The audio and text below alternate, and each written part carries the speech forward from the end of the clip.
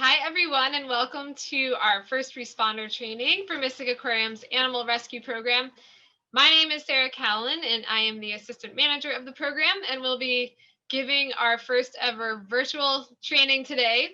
Normally, I give these trainings in person, and it's always great to see everybody face to face and see those familiar faces and meet any newcomers to the program. But this year, we'll be doing things a little bit differently with our virtual training, which will probably last about an hour and a half or so. And then I will be hosting a question and answer session, which will be a live Zoom session. So if you want to take notes throughout the training and have any questions or want any topics elaborated on, please feel free to ask me any questions during those question and answer sessions, which you guys will hear more about and get more details on. For anyone who this is their first time taking the training, don't feel like at the end of this, like you have to sign up for the program now. If you get through this training and you realize that this just isn't a right fit for you or you're not interested anymore, that's completely fine. I'm not going to take any offense to it. And hopefully you guys just learn something new and find it a little bit interesting to see the training today. There will be more details at the end of the whole training today on how to sign up if you would like to be a part of the team after seeing more about the program and what we do. So I will get started. The first part of the training is just a general Mystic Aquarium orientation, and after that I'll get into more specifics on the program, the animals we respond to, and what a response would typically look like. And I say typically, there's actually no typical response. Every response is different, which is what makes the job so fun. And this is also my first training, so bear with me here. All right. Okay, so welcome. Thank you guys for joining. I will be going through different species throughout this training, and if there are pictures of animals, I'll probably just point out what species they are, because a lot of times seals look very familiar and identical in some ways, but there are a lot of differences between the different species and age classes that I'll just point out to help familiarize everybody with the species and the ages of these animals. On the bottom left right of your screen is a little harbor seal pup. This pup still has a little bit of a fluffy white lanugo coat on it, which for harbor seals specifically should be shed in utero. So this animal is premature, and we know it's premature because it still has some of that lanugo coat on. If it was a gray seal pup, it would be perfectly normal for it to be born with a lanugo coat on. In the middle of your screen, we have a green sea turtle, which some people are really surprised to find out that they are a common species that we see in our waters offshore here in our coverage area in the summertime. That animal was rescued by our program about a year and a half or so ago and rehabilitated here. And then on the bottom left of your screen, we do have a juvenile, about a year-old gray seal pup, or weanling, and that is a female, and you can tell because of the lighter gray coat with darker spots. Males would actually be the opposite. So I'll get into more details about species later, but just to kind of point out those guys to you right now. Our mission statement here at the aquarium is to inspire people to care for and protect our ocean planet through conservation, education, and research. This is honestly one of the things I love so much about our program, because we embody all of these things pretty much every day on the job. We're constantly doing beach cleanups and collaborating with other organizations on those cleanups, which is fun. We respond to a lot of different threatened or endangered species, which always has a great conservation impact. Even just rescuing and rehabilitating one loggerhead sea turtle, for instance, which is the animal in the second picture, that animal can reproduce and has helped the species grow tremendously. So every individual animal is so important to rehabilitate. We also have the opportunity to participate in a lot of different research projects, which is great. We have a research team here at the aquarium that has various projects going on. And every animal that comes into the program for rehabilitation, or any animal that we even just respond to in the field, we're constantly collecting data on, whether it's an external exam or morphometrics, or if they come in here for rehab and we can analyze blood samples. all of this information helps with certain projects and helps us learn more about the different species we see in our coverage area. And we're constantly outreaching with the public at different events and on the beaches. So being a part of the community and help educating the community on what we do is a big part of our mission as well. So going through some core values here at the aquarium, just always having respect for the animals, guests, staff, and community here. We really focus around the communication, collaboration, and incorporation of one ocean, one mission. So, one big ocean, and we're all trying to work towards the same goal of conservation of it. Promotion of conservation and awareness of our ocean planet through all that we do, and our commitment to and citizenship within the local and global communities. One thing I love about the aquarium is how much we are involved in the local community and also globally as well. So we'll send staff members to other countries to help out, for example, with unusual mortality events. So in California with sea lion UME that went on, staff went out there to help out organizations out there. We send staff to South Africa to help with the South African penguin rehabilitation. So lots of different projects that we send staff out to help globally. We are affiliated with a variety of different organizations and have different accreditations. One of those accreditations is with the Association of Zoos and Aquariums, which is really great because not every zoo and aquarium is actually accredited through them. And that whole process involves leadership members from the AZA Association coming here and doing a full inspection on our entire animal care of the animals that live here at the aquarium. So they'll look at everything from our finances all the way to a specific record from an animal 10 years ago, and they want to make sure that our animals are receiving the absolute most quality care that they can be, and that our animals are enriched and just have great lives here. So being accredited through them happens every 5 years, or the inspection does, and then you find out after if you actually receive the accreditation, which we did this year or last year, I guess now. So that's really exciting to have that. We also are heavily involved with International Marine Animal Trainers Association, and this is primarily with trainers here at the aquarium. It's a big network of trainers where they can learn different ideas from each other and network with each other and talk about different training methods for animals and such. We also, our animal rescue program is specifically affiliated with the Greater Atlantic Region Stranding Network, which is made up of organizations from Maine all the way down to Virginia. And I'll get into that a little bit more later, but it's a great network of people, and we meet on a regular basis to talk about different trends within our coverage areas and the network, and also share specific cases that we get that might be really interesting or unusual, so we can all learn from each other. And for a lot of rescues or responses that happen on large scale events with like large whales, or we had a manatee, for example, up in Cape Cod a couple of years ago that ended up rehabilitating at Mystic Aquarium here. We worked with other organizations on the whole rescue and transfer process here. So we all work together for the success of the animals that we respond to. Your expectations with our program and the aquarium as a whole are to enhance your knowledge. We want you to receive a unique and fun learning opportunity. I'm all about fun and getting the job done, but yeah, we just want you guys to enjoy being here. That's what it's all about, and keep learning new things and being part of a really dynamic environment and community. One thing I love so much about our first responder team is everyone comes from different backgrounds. You guys all have, a lot of people have different jobs and different hobbies, and it's really great to hear different ideas from people who have all these different experiences. So it's a really dynamic, great group that we all work together, and it's a lot of fun. We just want you guys to also be reliable, enthusiastic, and professional when you are here at the aquarium and representing our program. Quality of service should really always be at the forefront of our minds here. This photo is of Mary, who's a longtime volunteer with the program, who clearly has a lovely smile there, but is very approachable. Um, Trey Flowers happened to be on the beach and came up to Mary and asked questions. She was that approachable.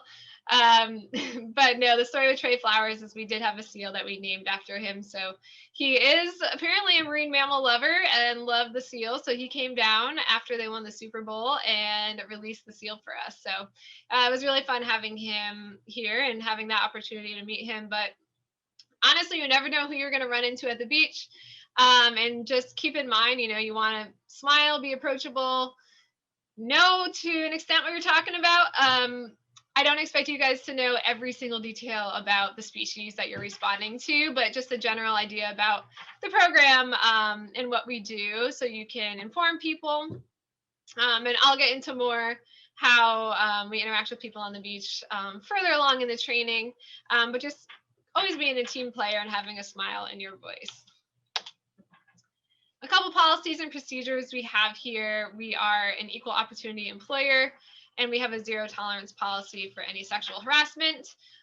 Pretty self-explanatory, but if you guys have any concerns about either of these, please feel free to come and let us as staff know, and everything will obviously be confidential as well. We also have a zero tolerance policy on drug use. And this fit for service in bold is really highlighted. So if I were to give you a call and ask if you're available to respond to an animal in the field and you are not fit for service, then please I don't need to know why, but just let me know, or the staff member who calls you know that you're not available that day to go on a response. This is really for not only your safety, which is priority, but also you're going to be representing the aquarium. So we just want to make sure that you are feeling well and fit for service when you are out there on responses. You may also come into contact with a lot of families on the beach. A lot of people are going to be asking questions and curious about the animal that you're responding to. So when you are interacting with kids, particularly, just be positive and supportive and approachable, like we mentioned before. And if you ever have any suspicions about abuse or neglect with children, that's something that should be brought to staff's attention immediately as well. So please let us know. And again, that's always confidential information. Very self-explanatory standards of conduct, but inappropriate conduct includes theft, fighting, falsification of records, and any abusive or threatening language. I will also point out the animal on this screen is a harbor seal. This was an adult. You can tell that it has a very mottled coat pattern, and this is very different from like a harp seal or even a gray seal. They have more individual spots, whereas this is a very mottled pattern. All right, workers' compensation. This might be one of the more important slides that you'll see today.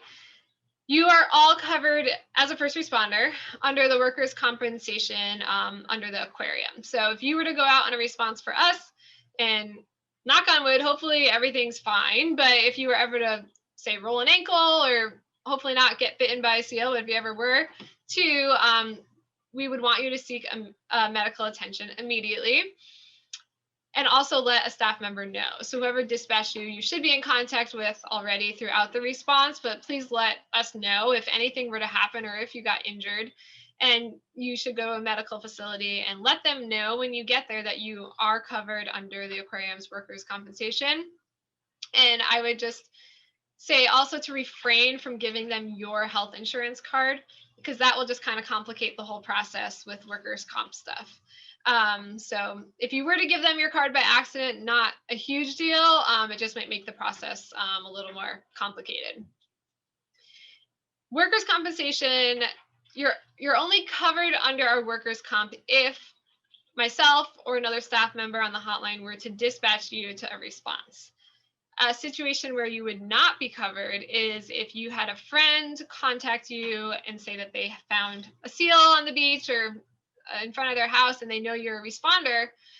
If you were to go on that response without us as staff dispatching you or authorizing it, then you would not be covered under the workers' comp. if that makes sense. So if that scenario were to happen where a friend calls you about an animal, make sure you give our hotline a call, actually talk to one of us for us to authorize you to go out on that response.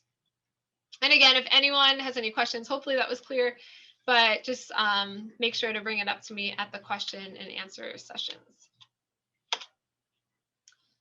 And with any animal response, there's always the potential of transmission of zoonotic diseases. So with the seals and dolphins we respond to, they may have certain respiratory infections or different illnesses that could transmit to humans. So just kind of always keep that in mind. We're always cautious. We wear personal protective equipment, gloves and such, and especially now with COVID, we're always wearing masks. But it's just something to be aware of. And I mean, things to also look out for are discharge from the nares, which, I mean, we respond to tons of animals with discharge like that, but that's an adult gray seal on the far left who's very, very malnourished and emaciated, but that animal had severe respiratory infection. We respond to dolphins, which can carry morbillivirus or brucellosis, and then we also respond to harp seals as well. That bottom right photo, and that animal, the coat pattern has those individual spots. I don't know if you remember the harbor seal we just saw who had the mottled pattern. So that's kind of how we differentiate between those coat patterns as well. And different policies at the aquarium here. If you were to come on campus or go out on a response, you are responsible for your own belongings. So please make sure that they are secure. This is a smoke-free campus. There's places to smoke outside, but when you are here on campus inside, this is a non-smoking campus. Any communications on your phone or computer may be monitored here. And we do not allow any straws on campus. And I really think that, you know, us being advocates for conservation and such, it's good policy to have for us not to be using these single-use plastics that we really are trying to promote not using. So it's also a risk for ingestion for animals here who live at the aquarium as well. So no straws when you are here on campus, and they will make you throw them out at the gate if you were to have one. There are some OSHA safety requirements here, which we all abide by on campus and within our clinic. Our clinic acts like a hospital, so every chemical that we use is properly labeled. If you ever were on campus or, you know, brought an animal to us, that's really the only time I would see you coming into contact with any chemicals that we use, and we would always wear PPE with it. And we always disinfect all of our grundens that we wear, any gear that we're wearing between going into animal units as well. And if you were to come drop off an animal to us, like in a truck bed, for example, we'll disinfect your truck bed for you as well afterwards, as long as you're okay with it. And if you ever had questions, we have material safety data sheets on campus as well that you could always look at. And then the main thing is just working together. I mean, like I said, it's a very dynamic group, so I'm always looking for suggestions or input from you guys, any ideas. You know, your ideas in the past have helped shape the program to where they are today. So we love working together, and I look forward to meeting any newcomers hopefully soon. But that's the end of our basic training. I will get into our more specific first responder training and more details about the program soon. If you want to take a quick break or grab some food, now is the time to do so, and we will return soon.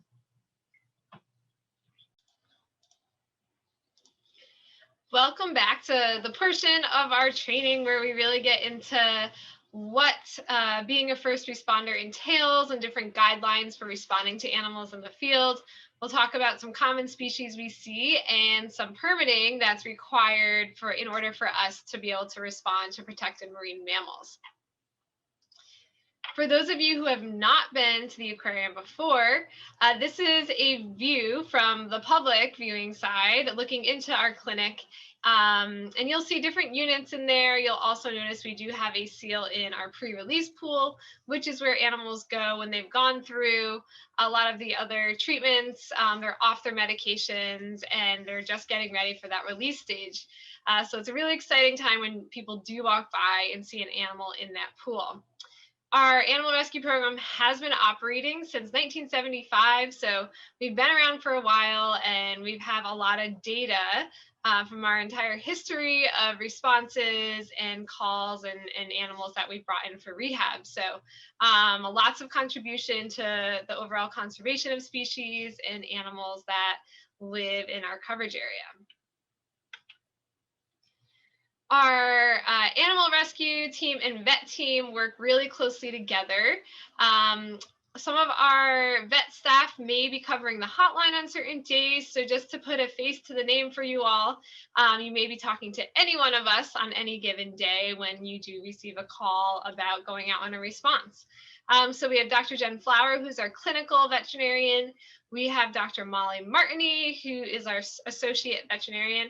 Myself, like I mentioned, the assistant manager of the program, Ann Jaluski, who's our licensed veterinary technician, and then we have Amy Delmonico, who is our senior clinical lab manager. So our animal rescue program responds to a coverage area of over 1,000 miles. So we cover Connecticut, Rhode Island, and Fishers Island, New York. That also includes Block Island. And so having some remote areas in our coverage area can pose some challenges with logistics when we are responding to animals out in the field, but we all work together. We have responders on Fishers and Block Island as well. So we work together to get animals on ferries back over to us who are in need for rehabilitation care. We respond to both live and dead marine mammals and sea turtles. And we could not have any of the success that we do since we have such a small staff for the program without the dedicated volunteers and first responders. So that's you guys. We do have currently over 300 first responders who are the eyes out in the field for us and reporting about different animal health that they observe when they do go out on responses. And then we also have over 30 in-house volunteers who are critical to the treatments and daily care of the animals that are in here for rehabilitation. So thank you all who are becoming first responders, who have been responders in the past. We really could not do what we do without all of you guys. So here is our primarily seal rescue clinic. We have multiple units in our clinic space here. From the back here, we have two critical care units where you can notice that they don't have a haul out, and we really don't put water in these units. Usually animals that are in very critical condition who need constant treatments, maybe they're so weak that they can't even sustain and hold their body up in water at that point, they'll be in these units until they get stronger and more stable. And we'll transition them to a unit like one of these two, which we can give them water access all day, and they'll have access to that haul out as well. So you can kind of see this is where animals might start if they're in really critical shape, and then they transition here to one of the bigger units after that, and then finally to this pre-release pool where they go when they're off a lot of their treatments and medications and they're getting ready for that release stage. A couple of things you might notice, we do have tarps around the back of the pre-release pool here, and that's what we feed our animals behind. So we never want our animals to see us feeding them. We don't want them to associate humans with fish. That would just be detrimental to their success out there in the wild once they are released. We don't want them going up to, fishing boats and stuff once they're released. So we really try to limit any talking around them or feeding so they don't associate us with any sort of reinforcement in that sense. The only time we really handle them is for necessary procedures or weekly examinations or blood draws or something like that. For these units, these doors slide and we'll kind of hide behind this area and toss in fish from the side. So again, they don't see us with fish when we do feed them. The common species that we have come through our clinic for rehabilitation are gray seals. That's an adult female right there. We do have harbor seals. So we have that little preemie pup that you saw in one of the first slides. And then this is a harp seal who's probably about a year or so old. So we see those are the three main species that we see come through for rehabilitation care in regards to seals. We have additional rehab space. So we have 2 other pools that potentially may be utilized by other animals that live at the aquarium at certain times of year. So if these are available, we would be able to bring in potentially a cetacean, so a small dolphin or a porpoise, or even a manatee. We did have a manatee come in for rehab about 3 years ago now, but we utilized this pool for the manatee rehab. We have a crane here, which you can't see the top of it. But this crane was used and helpful to lift the animal in a stretcher into the pool here. And then the water in this pool could be heated to various temperatures, which was great for the manatee, which should have been in warm water. And we can also adjust the salinity in these pools as well. So it's a great resource for us to have in case we ever did need to use these for cetacean or manatee rehab. We also have a new milne building, which we're very excited about, but this is utilized for our sea turtle rehabilitation. Currently, we actually have 6 Kemp's Ridley sea turtles that are utilizing this space. They've been here for a couple months. They were all cold stunned. So they are in these pools right here. We have 8 pools that we can use for sea turtle rehab in this space. We see a variety of sea turtles, which I'll mention later on in here, but this is a photo of a green sea turtle that we rehabbed about 2 years ago now, and then Kemp's Ridley sea turtle as well.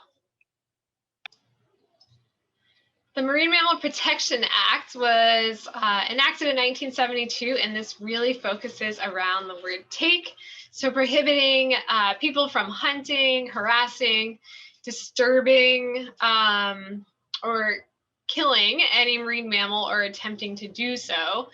We have the National Marine Fisheries Service, which really focuses on the protection of mammals that include whales, dolphins, porpoises, seals, and sea lions.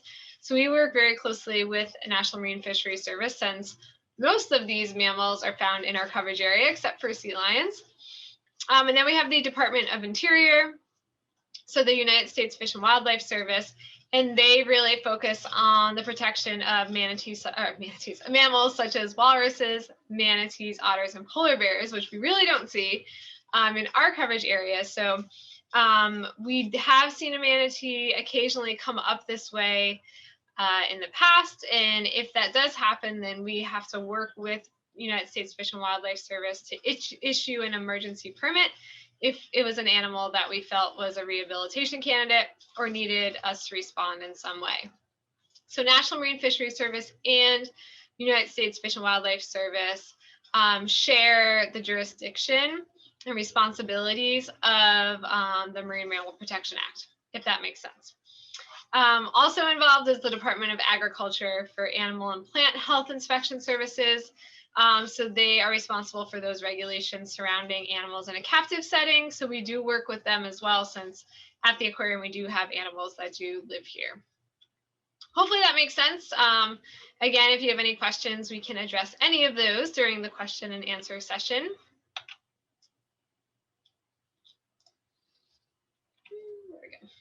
We also work through the Endangered Species Act, since a lot of the animals that we do respond to are considered threatened or endangered.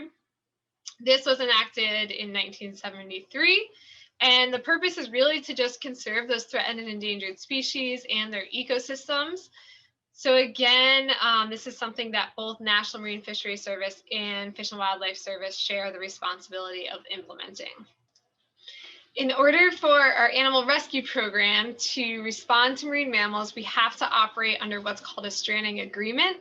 And National Oceanic and Atmospheric Administration, also known as NOAA, are what we apply through our stranding agreement through, and they're the ones who authorize it for us. So we will apply for a stranding agreement every 3 years.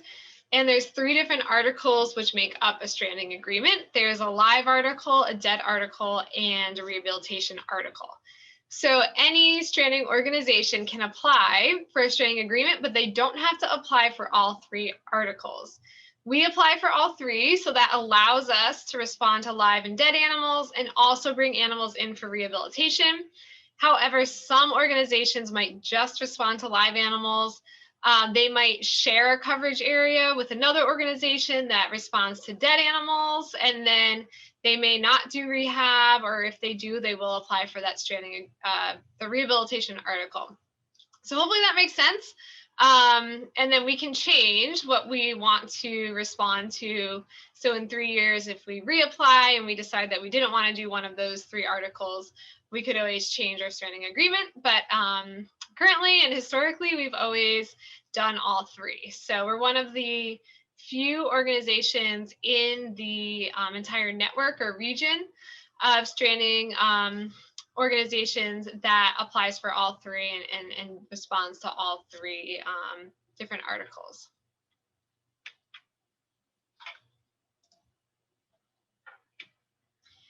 So like I just mentioned, our stranding facility with Mystic is part of a whole network of organizations in the greater Atlantic region.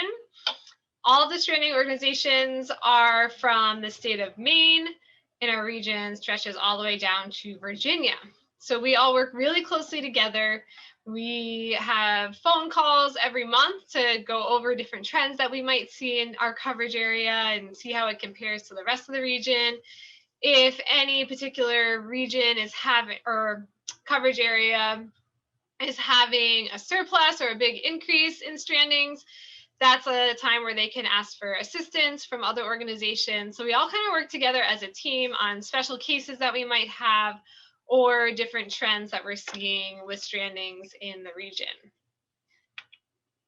Here are different organizations that are part of that Greater Atlantic Region Stranding Network. Like I mentioned, organizations all the way from Maine down to Virginia. We work really closely with a lot of these. IFAW, Marine Mammal Rescue and Research, is out of Massachusetts. National Marine Life Center is another one we work really closely with. All of our sea turtles that we're currently rehabbing were transferred from National Marine Life Center. And Atlantic Marine Conservation Society, those guys are great, and they'll come up and help satellite tag animals for us. We work really closely with them for large whale strandings and necropsies like that. So now we're going to just review a couple common species that we see in our coverage area. To review some species that are on this page here, right here, we do have a harp seal. You can tell it's a harp seal because these spots are very distinct and they're almost Dalmatian-like, unlike a more mottled pattern where the spots are a lot closer together. My face is covering this, but this is a little harbor seal pup right here. So you can't really see spots on his fur right now, but as this animal gets older, he'll definitely have some more spots and mottled pattern to him. We have a striped dolphin in the bottom right here, and then a humpback whale. So our first species that we're going to talk about are our mysticetes. Excuse me. So these are our baleen whales. Our most common species that we see is a humpback whale. You'll notice that their pec fins up here have a white pattern underneath, and on top of their body, they're a darker gray. Their pec fins are also about 1/3 of the size of their body. So that's one way that we can really identify the species, because sometimes people do mistaken humpback whales for a minke whale, but you'll see in a little bit that the minke whale pec fins are much different than a humpback whale's. My face again. That's a humpback whale in that top right photo. Our North Atlantic right whale is another species that frequents waters off our coastline here. They've been in the news a lot. You guys might have heard about them. There's an unusual mortality event declared for humpback whales and the North Atlantic right whale. The North Atlantic right whale is a critically endangered species, so there's a lot of focus on that population to reduce takes, which is what we mentioned in the Marine Mammal Protection Act. So because of the increase in mortalities, there's a lot of research to try to figure out why they're dying and how to mitigate those deaths. You'll notice that their pec fins are very paddle shaped. They do have a lighter belly. It's usually white and a much darker gray. Might even look like black almost on the top. We do not stand on whales that we necropsy anymore. This is a very old picture, but that's not something that we would do and is definitely a safety hazard. But you can see just how big these animals are. They're huge. I think the largest humpback whale I necropsied was about 46 feet long, but they're massive, massive animals. They're amazing animals. We have our mysticetes, our fin whale. These guys can get to be about 90 feet long, so they can be absolutely massive as well. We don't see fin whales too frequently in our coverage area, but they will, you know, there are sightings of them offshore in deeper water, closer to Block Island. And then we do have minke whales, which are a very common species. They're the smallest whale species that we'll see. And you'll notice like their dorsal fin is very similar to the humpback whale, but you'll notice that their pec fins are a lot smaller. So they're not a third of the size of the body like we did see in the humpback whales. And they have this torpedo shape to them. So they're definitely a lot smaller than the humpback whales as well. We have our odontocetes, which are toothed whales and dolphins. We see Atlantic white-sided dolphins. In our coverage area, I wouldn't say that we see them too frequently, though. Our common dolphins are ironically the most common dolphin we'll see.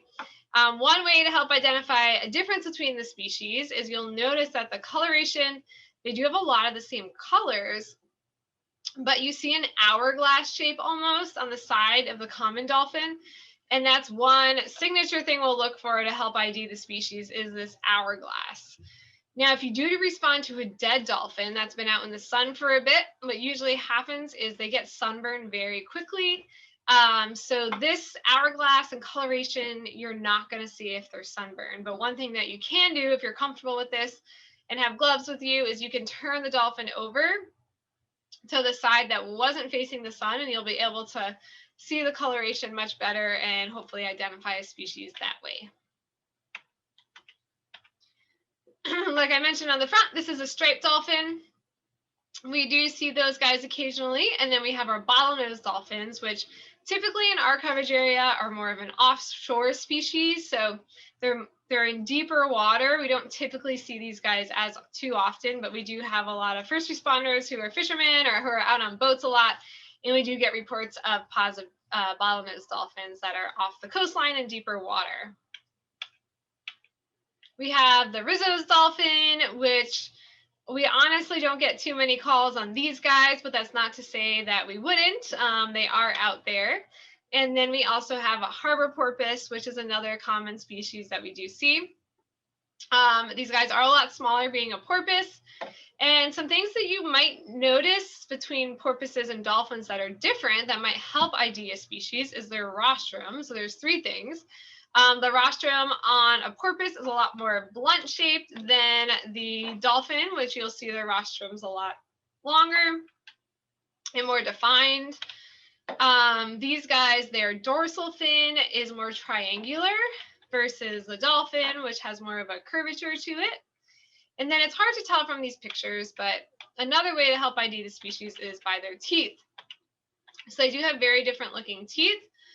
And one thing, if you can't ID a species when you go on a response, is to take a close-up picture of the teeth, and then we can use that to help identify what species you might be responding to. So a couple little tips right there. Some spocids that we respond to and see commonly are the harbor seal. We'll see these guys all year round in our coverage area. Like I mentioned earlier, this is a harbor seal pup that we have here, but this animal has a lanugo coat, which is supposed to be shed in utero. So that lanugo coat is this fluffy white coat that you see. And because this animal was born with this lanugo coat, that helps us know that this is a premature animal. So because of that, if we did find a premature pup on the beach, we would want to maybe monitor it, for a couple hours. But if mom doesn't return to nurse it, then that's an animal that we would definitely want to bring in for rehab sooner than later.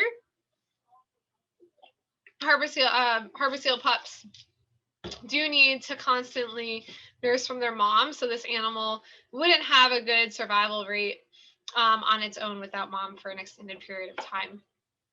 The juvenile harbor seals, you'll start to notice they get that mottled pattern with their coat. And then this is what an adult looks like. These have those distinct mottled spots. Harbor seals get to be about 300 pounds when fully grown. And there isn't really a big size difference between males and females. So we have our gray seals. This is a gray seal pup. These are a common species that we'll see in our coverage area. This little guy does have a lanugo coat, which is normal. They are supposed to be born with that lanugo coat, unlike the harbor seal. We see gray seals all year long in our coverage area. These guys will nurse with mom for about 3 to 4 weeks, so a very short period, and then they're left on their own. So once they get to that 3 to 4 week period, they're actually going to start to molt off this lanugo coat, and then this type of coat is going to come in. And they'll have this coat for the rest of the year till they molt it off a year later. You'll notice a difference in the coat pattern and coloration between males and females. So the females are generally lighter with darker spots, and the males are darker with lighter spots. You'll also see that they have this very elongated head. So they also are thought to be very similar to like a horse head shape. And adults can get to be anywhere from about 700 to 900 pounds. So these guys get absolutely massive. They can be very aggressive species. And so we do commonly see these guys in our coverage area. Their pupping season is January till about March. And we'll see little pups on the beach. Usually they're weaned at that stage that we see them, but one way to help us identify the age of the pup is by how much of this lanugo coat is left on. So they'll start to molt it off at that 3 to 4 week period. So if we see them and they have a little lanugo left like on their face, maybe some on their flippers and extremities, that helps us know that they're probably about like 4 or 5 weeks old if they've already started to molt that off. So great way for us to help identify what age they are. And like I said, it's normal for them to be alone at this very young age. These guys are built for survival. They have great instincts, and they usually gain a lot of weight when they are nursing from mom. So they're born at about 30 to 35 pounds. And then after 3 to 4 weeks, they weigh close to 100 pounds. So they gain a ton of weight. And that's to help them survive while they're trying to figure out life once they're weaned from mom at such a short, young age. So, so they're set up for success with all that extra body fat.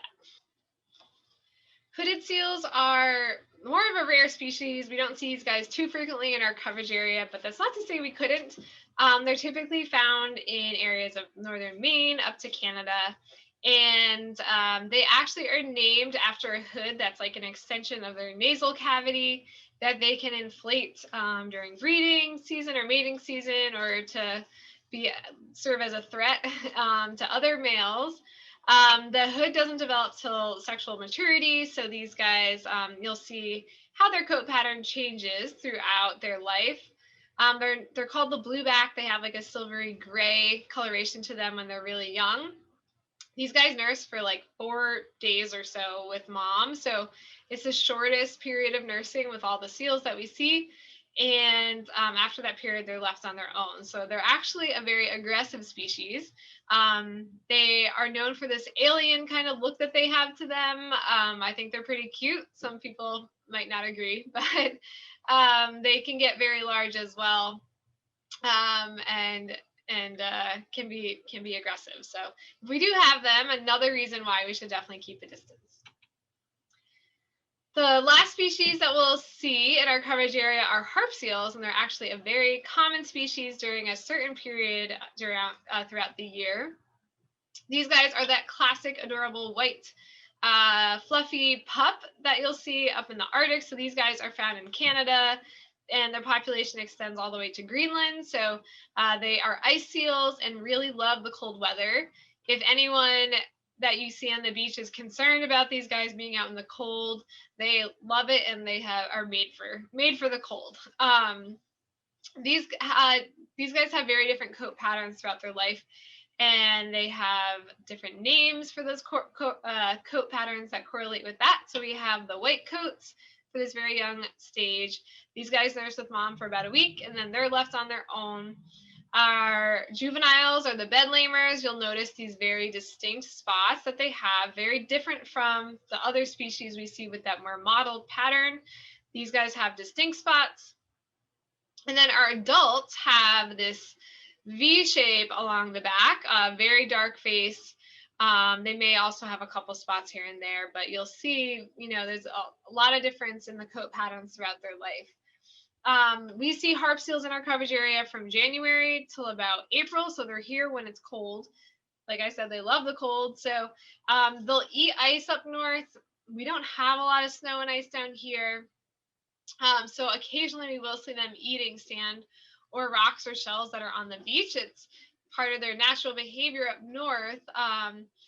To compensate for the air being so cold and dry up there, they need extra hydration. So these guys, normally all seals get their hydration from the fish that they eat, but these guys need extra hydration, and they get that from snow and ice. So we have seen, if these guys are stressed out, we see them starting to eat sand and rocks in our coverage area. So another reason to really make sure the public are keeping a distance from these guys, and we are keeping a distance. If you ever see a harp seal starting to eat the substrate that they're on, that's like a red flag to make sure you get even a lot farther away from them than you currently are. Unfortunately, these guys, when they come in, we always do x-rays on our seals, so we do find a lot of rock impaction in their stomach, and so that would be a surgery case if we did get a harp seal and that did eat rocks. I did put side-by-side images of the three most common species we see, so those gray seals, harbor seals, and harp seals, just so you guys can get familiar with their coat pattern. So again, gray seals mottled, harbor seals even more mottled generally. You'll notice gray seals have a bit of a longer snout to them or muzzle area. So you can see the different shape in their face. And then harp seals and harbor seals are often mistaken for one another, but you'll notice the harp seal has those very distinct spots, individual spots, versus the mottled coat pattern. Hopefully that makes sense, and you'll get more familiar and comfortable with identifying species as you see these guys more. Common sea turtle species that we see are loggerhead sea turtles, very common. It might be actually the most common species we see. These guys, all sea turtles are in our coverage area, particularly in the summertime when the water is warm. With the water temperatures warming, there's a lot more squid and jellyfish and stuff in the area. So these guys have a field day out there eating all those. So they are typically in our coverage area in the summer, and then they will go down south, back down to warmer waters in the fall into winter. Green sea turtles, another species we will see not as frequently, but we did have one that we had to rescue about 1.5 years, 2 years ago now. So we will occasionally see these guys. Leatherback sea turtles are very common. These are deeper water species, so that we're seeing them offshore in that deeper water. So another reason for boaters and stuff to kind of be really careful, because these guys are out there in a lot of the traffic areas where people are boating. And then we have our Kemp's Ridley sea turtle, the smallest species of sea turtle and the most critically endangered as well. So any sea turtle that we can help out and save and rehabilitate and release is a huge contributor to conservation of the species as a whole, because just saving one of them, they can reproduce for the population as a whole, and it really makes a huge contribution. So we're really trying to focus a lot of efforts on the rescue and rehab of the sea turtles as well. All right, so what is a stranded animal? The Marine Mammal Protection Act defines a stranding as 4 different things. The first characteristic is a dead marine mammal that washes up on the shore or is a dead animal that we find floating in the water. It's a live marine mammal that is on the shore that's unable to return to the water. So that could be like a dolphin that washes up live that clearly won't be able to make it back into the water without assistance. It's also defined as a live marine mammal that's on shore and is in need of medical attention. So say you get a call about a seal, we send you out, you do your health assessment, and it's very obvious that an animal is in need of medical attention and needs to come in for rehab. So in that case, that would be considered a stranded animal. And then also a live marine mammal that's in the water, unable to return to its natural habitat without assistance. So that would be, I've talked about this manatee we rehabbed. That was a clear example of an animal that came up this way. It's not its natural habitat in the Northeast here, and it was unable to return to its natural habitat without our assistance. So we gave it as much time as we could before the temperatures dropped. And then eventually we had to get hands on the animal in order to rehab it and then bring it back to its natural habitat down south. So that's kind of an example of one of those kinds of cases. So some things to remember. A lot of times we get hotline calls from people who are very concerned about seals that may have, they're hauled out on the beach for a while and maybe they have ventured inland a bit, but there's a couple different things to remember and that I would reiterate to the public on the beach to kind of help ease your mind, and just knowing what's normal behavior in an animal versus abnormal behavior goes a long way in helping people understand why an animal might be hauled out. So the first, it's normal for seals to be on land. We actually have had seals haul out for multiple days at a time, and that's all perfectly normal. These guys don't need to be wet constantly, and they also don't need to eat every day. Some nursing seals, mothers will go weeks, if it's depending on the species, without eating at all. They're just hauled out on the beach for weeks. So just knowing these things goes a long way in helping some people be a little more comforted when they find an animal on the beach and give our hotline a call. The complete opposite is true for dolphins. So they should not be hauled out on the beach, and they do need to eat every day, and they should be wet constantly. They have very sensitive skin. So those are kind of the main differences between responding to seals versus something like a dolphin. A couple of these pictures, I have some stories. So the seal on the far left of your screen, that's a little weanling gray seal. That animal actually was reported to us. It was in a parking lot in the middle of winter. We have buildings all along our shoreline and residential homes. And one thing that I've learned through doing research in the field on uninhabited islands is that it's actually very normal for many seal species to go inland. I've found certain species of seals about half a mile inland at sometimes. They're hiding in the brush and in tall grass. So this is actually a very normal behavior. And gray seal weanlings tend to go inland while the adults like to hang out on the shoreline. So this little gray seal was inland. The reporting party was very concerned that it needed rehab, but just reassuring them that this is a normal behavior. We did send first responders out there to monitor this animal, and eventually it did go back into the water on its own. But we have kind of, taken over their shoreline, so it's not completely abnormal to get calls about seals that have headed inland. The seal on the right was actually reported to us on the hotline at about 5 in the morning. It's always fun when you get those calls when you're the staff covering the hotline. But this little weanling, same thing, kind of went inland and was found going around the streets at 5 in the morning, which I'm sure was very surprising for the residents in that area. The main concern ended up being that it did make its way to someone's yard, which, as you can see, had a big wall on it. So we had concerns about this animal potentially falling off, and it was a very active seal. So we went out there and ended up relocating this animal. But like I said, very normal for them to be inland at times. The big things to remember is just to keep a distance, to tell people, and obviously don't touch them or feed them or stand over them in any way. All right, so the most important thing to remember is safety comes first. I know it's very easy to kind of get caught up in the moment when you're out in the field and you're so focused on this animal and trying to help them. But really try to remember that your safety comes first and the public's safety, and put that at the forefront of your mind. So dogs and other animals that are on the beach also should be kept on a leash. So make sure that we reiterate that to the public. And I always try to stress, the fact that, these seals could potentially carry zoonotic diseases. And that's another reason why to keep your dog away from them and for us to keep a distance as well.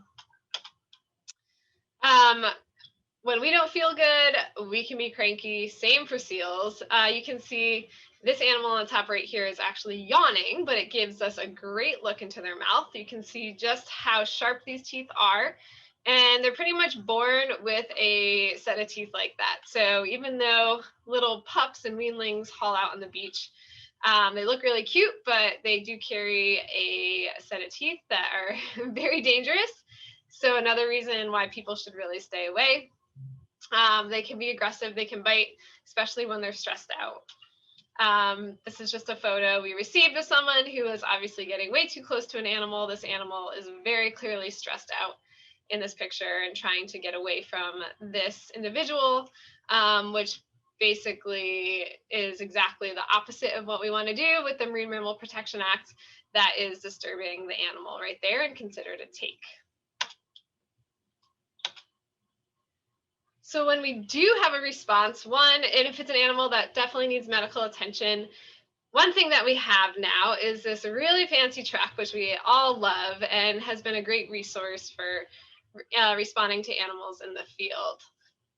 Everything in this truck, it's outfitted with supplies, so we can work up an animal in the back of this truck if needed in the field to stabilize them for transport back to the aquarium. So this is an option if needed. Responders in these types of situations where we are working up an animal in the back of the truck with our vet team, we'll usually close the back doors so the public can't really see inside or what's going on. So as a responder, if you are called on for any of these cases, your main role is really talking to the public and telling them about the program and the species that we're responding to. But please, in these types of situations, don't assume what's going on inside the truck or relay that type of information to them. That's something that we as staff can do when we're done working on the animal and before we head out back to the aquarium. Animal response and rescue.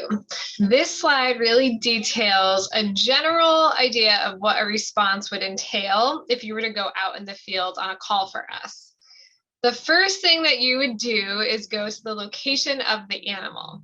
And I'll preface this with saying that the location and directions that we give you are only as good as the directions that we receive from the reporting party. So I will apologize ahead of time, but we do try to get very detailed description of the location and as exact of a location detail as we possibly can. So we're not sending you on a wild goose chase to find this animal. The next thing that you would do is to make sure that you contact the rescue staff that dispatched you, which is really easy to do nowadays. Thank goodness for cell phones, because back in the day when cell phones were not in existence yet, going out on responses was a lot more difficult. Going out in the field, walking a mile or so on the beach, and then trying to find a payphone to contact the dispatching personnel that sent you into the field to begin with. So we're very grateful to have cell phones because it makes response much easier in many ways. And once you get to the animal, I just highly recommend and ask that you keep a distance from the animal initially, almost so far away that the animal actually can't see you or recognize you at first. And this is because we want to monitor the animal's behavior without your presence, because once the animal sees you, their behavior often changes. So if you have binoculars, I recommend bringing those and just keeping that distance out of the animal's line of view initially, and then if they seem really lethargic or you still have concerns, they're not popping up, and moving around, then be in contact with us and let us know. But we'll authorize you to approach the animal closer. And if you do approach the animal closer, there's a photo at the bottom of the screen here for a reasonable distance from the animal if they're, not very reactive. So we always want to approach from the head first, because we never want to startle an animal and spook them by walking up behind them. And then we'll walk a circle around the animal. If the animal does start to follow you or react to your presence, then stop where you are and retreat. We don't want to spook an animal back to the water or displace them with our presence being there. And especially if it's an animal that we feel is in need of rehab or medical attention, we definitely don't want to spook them back into the water and not be able to get them. So be very careful with your approach when you are out on responses. If you're able to identify the species of the animal, then that's great. But if not, don't worry, we can help you with that. The main thing we really need you to look for is the animal's behavior. And if there's any discharge coming from the animal's nose or eyes or any obvious wounds that you see. If an animal does yawn or vocalize, then that's also a great opportunity to take a look in the mouth and see if the gums are nice and pink or if they're really pale. So kind of using what the animal gives you to help assess their health. One thing that you're going to do out there is educate the public. You're going to do it on almost every response you probably go on. And that's because people are on the beach and interested in what you're doing and have concerns about the animal. So just be prepared for that. You will receive brochures and a beach sign that you can put up when you go to responses. So to notify the public that someone from Mystic Aquarium's rescue program has been there and that we are monitoring this animal if it's an animal that we deem healthy and we're just keeping an eye on out in the field. So you can also do us a huge favor and take GPS coordinates or a latitude and longitude when you are out on responses as well. For our NOAA paperwork that we fill out for every animal we respond to, we do have to include the initial disposition, so that initial latitude and longitude of where the animal stranded. And then if there is a final disposition, if we relocate an animal or a carcass, then we'll give that final disposition in that paperwork as well. So not to be high maintenance, but if it's possible to get that in decimal degrees, then that would be perfect. But we'll take that latitude and longitude anyway you can get it to us. If you have any difficulties with texting us photos of the animal or prefer email, that's also completely fine. So if you do have photos to email us, you can email them at rescue@mysticaquarium.org, and that email's on the slide here. And then you're basically just waiting for rescue staff to get back to you and let you know how to proceed with the specific case. So if it's an animal that we do feel needs medical attention, the rescue staff that did dispatch you is going to be working with our vet team here to try to figure out a good admit location, depending on the animal's condition and what procedures might have to get done for that animal. So we'll be in touch with you on how to proceed with the cases as they come. There are different limitations and humane considerations that we have to think about when we are going out on responses.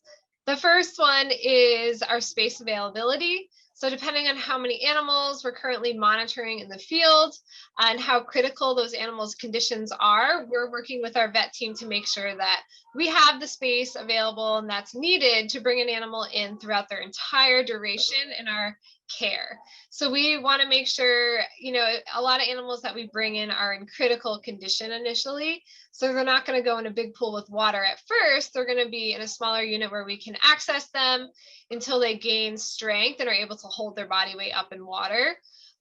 So we want to make sure that we have the space available for them when they are feeling better and able to swim around more. Another thing to consider is that we only do land rescues. So we don't have boats or vessels that we're going out on in the water to rescue animals. That would require very specialized training. So for us in our rescue program at Mystic Aquarium, we just do land rescues, or in the unique scenario, we have a live dolphin, like in our bottom left photo there.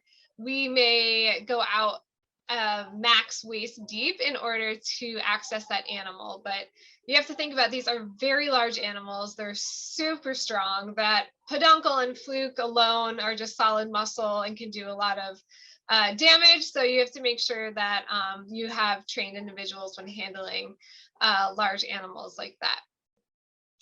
We also occasionally do get some calls that come in that can be very challenging logistically for us to respond to. And I just wanted to bring to your attention some of those cases in case you are called out for any scenarios that happened like these. The first one is our top right photo here, and it's a large adult gray seal. This animal, it's hard to tell from the photo, but it's about 400 or 500 pounds. Unfortunately, as you can see, this animal was hooked in its mouth and flipper with a fishing hook there. But this animal's free swimming. It's swimming offshore, so it's not an animal that we're able to easily access. And even if we did have a boat, the animal could swim away from the boat, and it's not something that you're going to want to be reaching over a boat to try to disentangle. I mentioned earlier that gray seals have very sharp teeth, and even though this animal is hooked in part of its lip there, it definitely can still use those teeth. So not a very ideal scenario. I completely understand how it can be very frustrating for everyone involved who's really trying to help this animal out.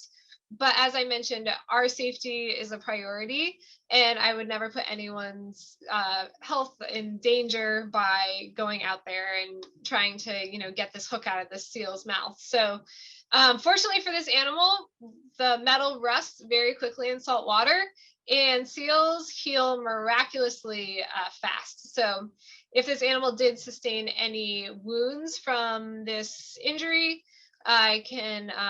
I'm very confident that it healed very quickly from those wounds as well. So these guys are very hardy animals, which is great. We also do occasionally get some calls about seals that are entangled, which is very sad to see. And in the bottom right-hand photo, there's a red circle on this image, and there's actually an entangled animal that's right here on the shoreline. What you can't tell from this photo is this animal is still very active, able to swim still, and it's also, as you can see, very close to that other herd of seals. So one challenge that we can face, sometimes we'll get multiple calls about a seal that's entangled, but unfortunately, anytime if we were to try to get close to this seal, we'd disturb the entire herd of seals to the right of them, which would breach the Marine Mammal Protection Act. And also this animal is free swimming, so they get spooked easy, and this animal would go right back into the water if we were to try to approach it. So one thing that we've been trying to do to help mitigate these types of responses is to send our first responders out to try to monitor the area that the animal was sighted in. So this particular case is on Block Island. So our responders walked out to this location on a routine basis to try to re-sight the seal and see if they can find it up the beach inland more and away from the rest of the seals. And if that would be an ideal scenario where we could potentially kind of move the seal inland and get hands on the animal to disentangle them that way. Unfortunately, in a lot of these cases with entanglements, until the animal becomes more debilitated, we're not able to get hands on them just because they are so quick and agile and in and out of the water and active. So another challenging case that we try to work through when we get calls like that. There are also some humane considerations that need to be made when dealing with different medical scenarios with animals. So every animal that we respond to is assessed on a case-by-case basis, and we're going to do absolutely anything and everything we can to help animals and give them that second chance at life. We have a fantastic vet team here. We will do everything from surgeries on an animal, amputations, whatever the animal needs to get better.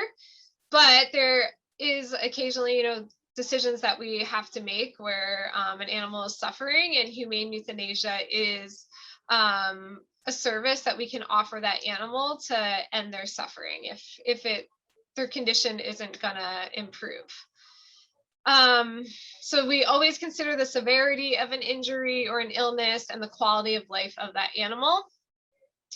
I do like to also mention, if you ever get called because there's a live dolphin stranding in your area and you get called to see if you're available for a response like that, I do like to give our first responders just a general overview of what that response may look like to give you a heads up. And you can kind of make a decision if it's a case that you would like to or be willing to respond to or not. Either way is completely fine.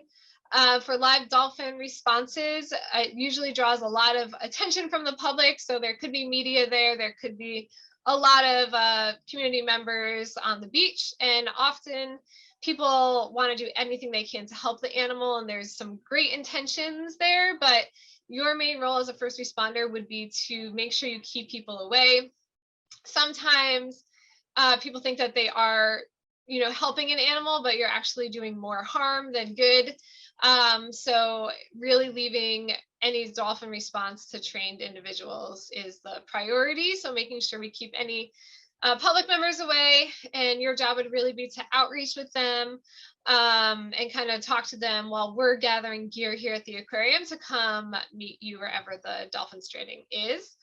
Once we arrive, we always bring our vet staff with us, and we'll work up the dolphin, so draw up some blood, do a complete health assessment, external exam, and then we do bring what we call an iStat machine with us, which will analyze the blood values that are taken on scene, and we'll make a decision between the staff and veterinarians on how to proceed with the case. But dolphins usually do strand for a reason, and more often than not, they are very sick. So just to mentally prepare you, if humane euthanasia was the decision that was made by vets and staff for that animal, then that might be something that occurs on the beach, which we'll try to block as much as possible from the public, but just to mentally prepare you. But like I mentioned, we're going to do everything we can for these animals. And if a dolphin seems like it's a good rehab candidate, then that would be an animal that we could potentially bring back for rehab. But everything's assessed on a case-by-case basis. The top photo on this page is also, just to mention, it's a stomach full of rocks that came from a harp seal. So I did mention that harp seals will come down this way from the Arctic areas, and they will sometimes eat the substrate that they're on. So this just shows how many rocks were in this poor harp seal's stomach that this animal ate. So we always do radiographs on our harp seals when they come in, because a lot of them do unfortunately have rocks in their stomach and have to go into surgery for that. Large whale strandings are something else that you could potentially get a call on for response. Large whale strandings also draw a lot of media attention. And the main thing for these cases would be to just make sure that the public is keeping a distance from the whale. Usually it's a carcass that's going to wash up, but people are very interested because a lot of people haven't seen whales up close, but your role as a responder would to make sure to keep people and animals away. And always mentioning that there's a risk for zoonotic diseases is something that is beneficial to mention to the public as well, to help people keep a distance. Large whale strandings involve a lot of logistics, and usually if a large whale does strand, we're not going to be able to do much with it until for at least like a day or two, just because there's a lot of planning that goes into a necropsy for that animal, and we're always going to want to necropsy a large whale if possible. So for a necropsy, we do have to organize excavators and large equipment to dig a hole and we'll often necropsy on the beach if possible, unless it's a rocky area. Then we'll potentially move the carcass to a different location to necropsy it in a more feasible spot. So just a heads up on that. Often it's great for first responders to be there for necropsy to help provide outreach to the public, and be there to answer any questions, as we're very focused on the animal while we're necropsying. And one great thing about being a first responder is that you're always welcome to come to our releases.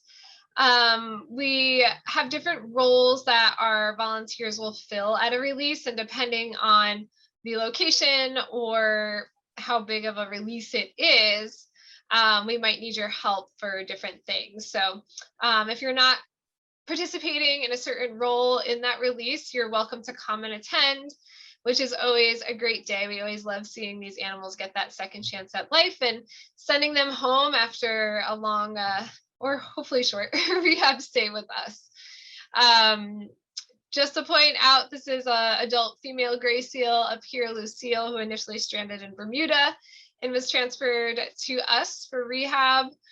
These are some harbor seal pups that had come through our clinic at just a couple days old that were finally released at a couple months old.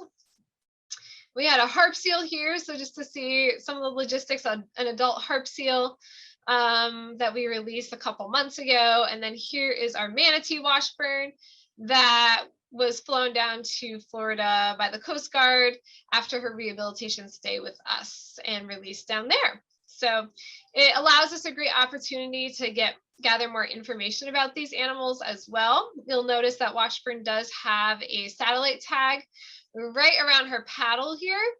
And she was actually the first manatee that was tracked going from Florida to the Bahamas after her release, which was really neat. So sometimes, depending on the case that we get, we might satellite tag an animal, and that will help us learn and gather more data on their location and distribution post-release.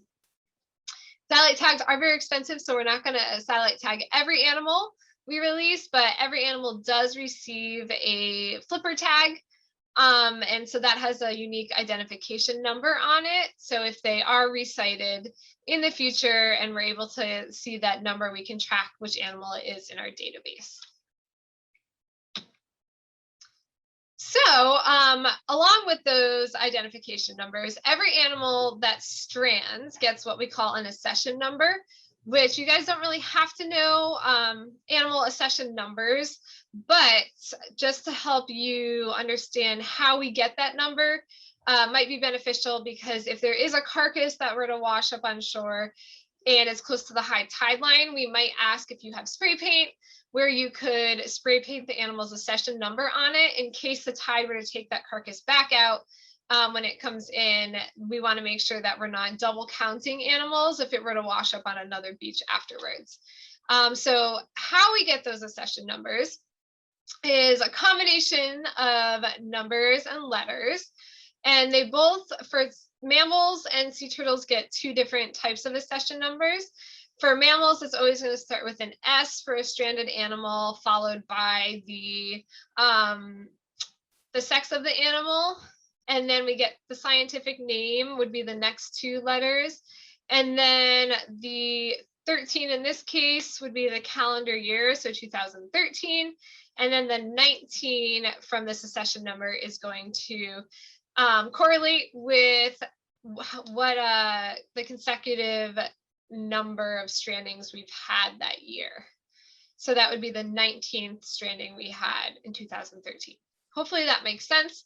It's the same sort of order we follow for turtles, except the turtle accession number just starts with a T. So that's one way to kind of tell those accession numbers apart. And like I mentioned, I really don't anticipate you guys needing to know those accession numbers, other than it helps you understand why we have you write them on a carcass if it washes up.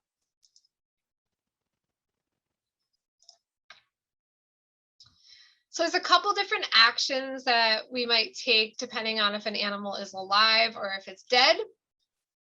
For live animals, one thing we can do is take no action, and that would be for an animal that is deemed healthy. We send a responder, they're alert and active.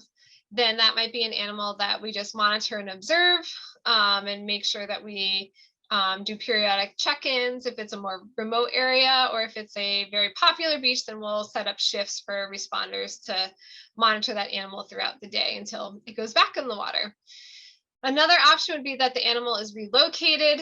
So in this photograph here, we have a seal that you can see is in kind of in the middle of the road here. So that would be an animal that is still healthy and alert, but that is in a location that poses some threats or danger to it.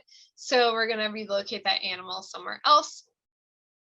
The third option is that an animal appears unhealthy or needs medical attention, and that animal is going to come back to the aquarium. It's unresponsive or has some obvious injuries. And so this photo at the bottom here is just us during an admit day for an animal that came in for rehabilitation.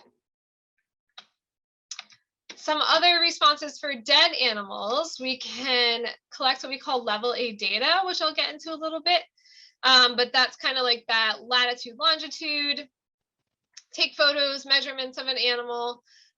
We could necropsy on the beach. So if it was a whale, then we would potentially, most likely necropsy on the beach. But if it's a smaller animal like a seal or a turtle, we'll bring it back here to necropsy.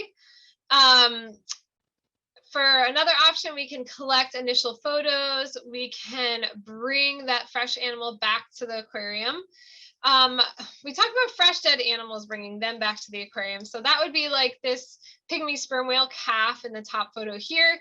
This is an animal that was initially reported alive and then died during response. So that's an animal that we know the time of death. It's obviously very fresh dead. It almost looks like it's a sleeping calf here. So that's an animal that's very fresh dead. If an animal has obvious predation, where it was scavenged and we can see signs of decomposition, and that's not a carcass we're going to bring back here for a necropsy, because the samples that we collect aren't going to really be viable, and we won't get great data from that. So a lot of times we will just leave animals in the field and on the beach if it's in a remote area. If it is in an area that's really populated, then we'll most likely email a group of responders who live in that area and see if everyone can kind of find a time to get together and bury that seal or turtle or whatever it may be. This turtle here is kind of an example of that accession number that I mentioned. So this is a leatherback sea turtle that is obviously decomposed, but the accession number MA, so this is a 2020 animal, and this was the 14th animal that died this year. And so this animal was spray painted for just to make sure that we don't recount it if the tide were to take it back out.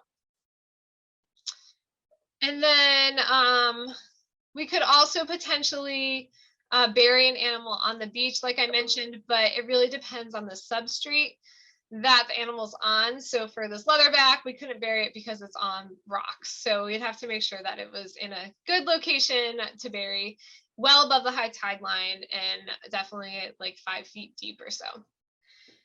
That level A data that's mentioned includes morphometrics. So one of those measurements we take is the straight length.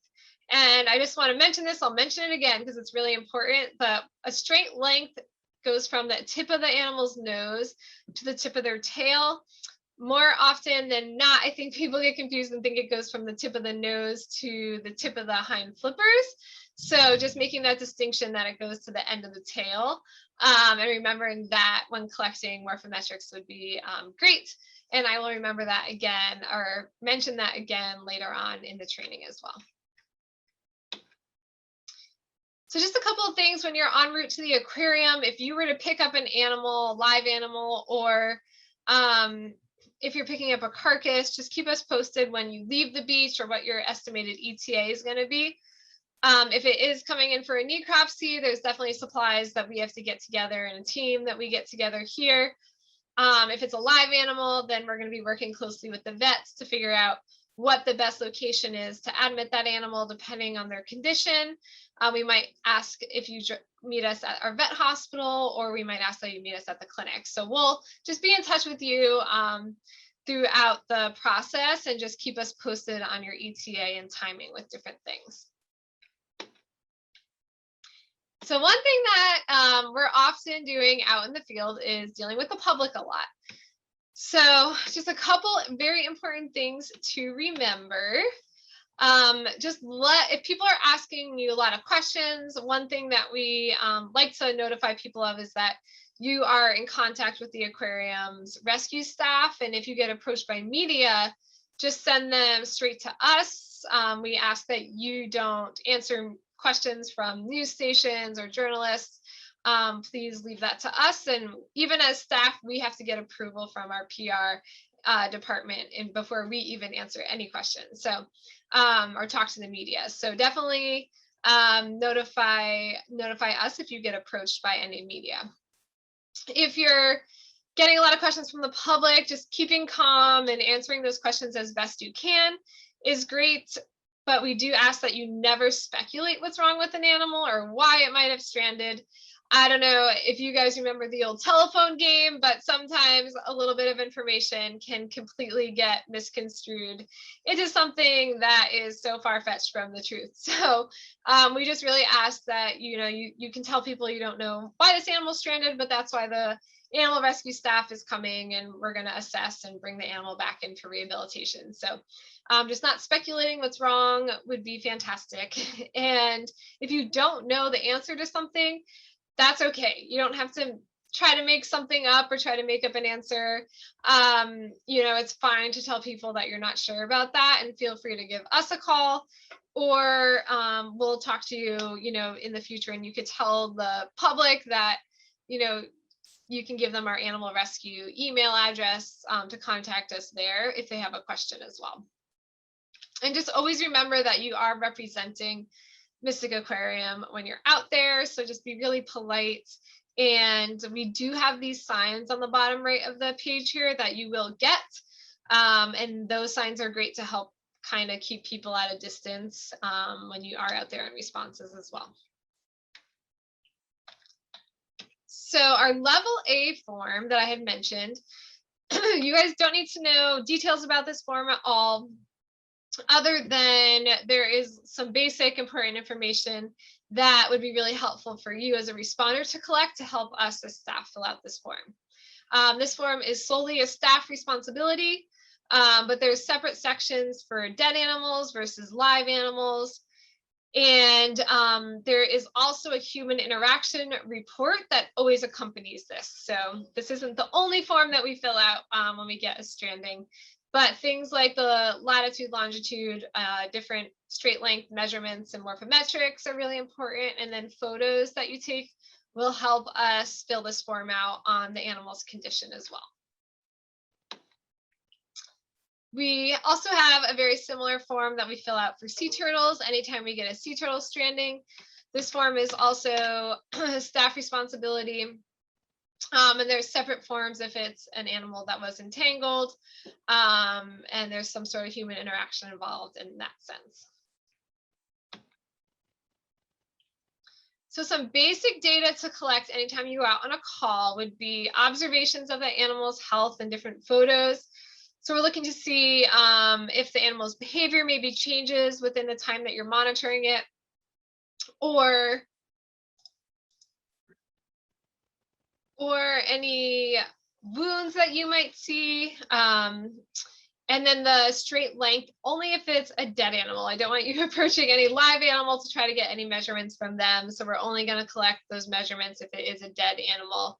But a latitude, longitude from the location that every animal hauls out or strands at is also really important.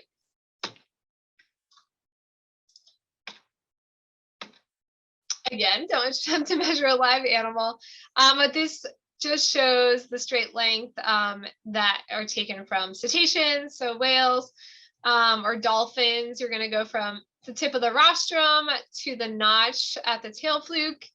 And then for phocids like seals, we're going to go from the tip of the nose to this is where the tail would end, right about there. For sea turtles, it's a little bit different. We do a straight length and a curved length. So when you're measuring any animal for a straight length, it's important to remember that the tape measure is really taut, and we don't want it laying on top of an animal. It's fine to lay it next to the animal if it's nice and straight, but if it's on top of the animal, then that's more of a curved length. So to keep it as taut as possible when we're taking these measurements for straight lengths. For the turtles, the straight length from the notch at the front of the carapace, so the carapace is the top of the shell, to the tip here at the back. And then for curved length, it would be the same thing, but you can lie the tape measure over that carapace. For minimum, so we do the longest points to the shortest, so the minimum curved length and straight length from the notch in the middle here at the front to the notch that's at the back here. And then for width, the widest points along the carapace here. So that would be a straight width and then a curved width. Hopefully that makes sense, and I can address this more at the question and answer sessions as well. So if anyone is interested in getting involved in additional programs within our first responder program, then here's some other things that you can participate in the future. One of those is a sea turtle monitoring program. And this is really to respond to sea turtles who have been affected with what we call cold stunning. And this is essentially a hypothermic state that occurs with these turtles when they get stuck down here before and aren't able to get back down south before the cold fronts move in. I'll give you a little bit background on why turtles strand. They strand seasonality here, and that would be primarily in either the summer months. There's a lot of vessel interaction that we see in the summer months, and then in the autumn, we'll see them strand mostly due to cold stunning from that autumn to winter time period. They can also strand for many anthropogenic reasons, including bycatch, those vessel strikes I mentioned, ingestion of man-made debris and contaminants. And then there's also a variety of natural causes they may strand from, including predation, diseases, biotoxins, and environmental reasons. So cold stunning, like I mentioned, occurs in late autumn. Turtles begin to migrate down south in warmer waters in these fall months, but for some various reasons, juveniles, so smaller turtles who might not be able to fight those currents or wind conditions that they encounter, they are unable to migrate soon enough before the cold front comes in, and they go into what we call a hypothermic reaction. So their heart rate, their circulation, mobility, all of these things really decrease, and they almost are lifeless on the surface of the water. They look like they're not going to survive, and they definitely won't survive if they are left untreated. So one important thing to remember when these turtles are found is that if we were to increase their body temperature dramatically in a short period of time, that would essentially put their body into a shock. So anytime cold stunned turtles are found, we actually ask responders to keep all their windows open in the car, so the temperature in the car is the same as the temperature outside of the car. And then we can slowly, a couple degrees every day, bring that body temperature back up again. So one thing that we're looking to do this fall is have our responders pick an area, a beach area that maybe they live close to, and monitor that beach, walk it during certain weather conditions to see if there's any turtles that have stranded. So that's something that I'll give more information out this fall, but just to kind of keep in mind, if you are interested in doing something like that, it is an opportunity that you can get involved with down the line. And we also would like to coincide these beach walks with a beach cleanup. So while you're out there looking for turtles, and if you find any debris, out on the beach, we ask that you participate in your own beach cleanup while you're out there as well. And speaking of beach cleanups, there are beach cleanups that we have scheduled throughout the year that you can also get involved with. These beach cleanups, I will email responders about them, and they're pre-scheduled. So you'll receive emails and updates about different outreach events or beach cleanups that you can get involved with. And as I mentioned, we often do need assistance with various releases. So that's another opportunity that you are welcome to get involved with throughout the season. And these are things that I'll notify responders of when we have any upcoming releases. Now, the important thing to remember is to keep yourself active. So this training, I hope it's not virtual forever, but who knows what the future holds.